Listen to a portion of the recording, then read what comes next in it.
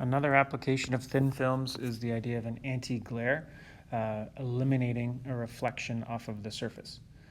For this one, let's say we've got a computer display, always drawing a picture.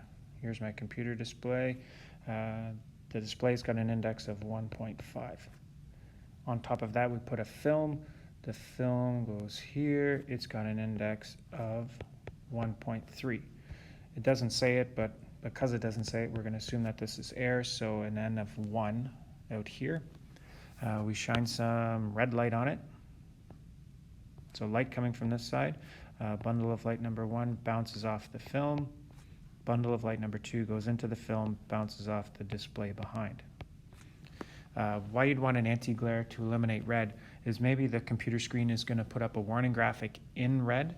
If you have an anti-glare coating that eliminates the reflected red light, that makes it easy from the red light in a graphic to get out of there and make it to your eyeball without the glare making it harder to see.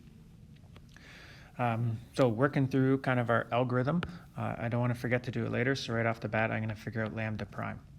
Lambda prime is the lambda in air divided by the index, always the index of the film. So in this case, the 650 nanometers. The index of the film is 1.3. Doing the math on that, 650 divided by 13 is going to be 500 nanometers. File that one away. The next step is to look at the reflections. The indexes kind of go in order. The n equals 1, then 1.3, then 1.5. They're in order, getting larger and larger. So bundle of light number 1, it was in air, reflected off 1.3, it reflected off a larger n. Bundle of light number 2 was in the 1.3, reflected off the 1.5, so it also reflected off a larger n. If that's all that happened, if there was no extra distance, these two things would be in phase and therefore constructive interference. An anti-glare coating, we want it to cancel out, we want it to be destructive interference. To kick them out of phase,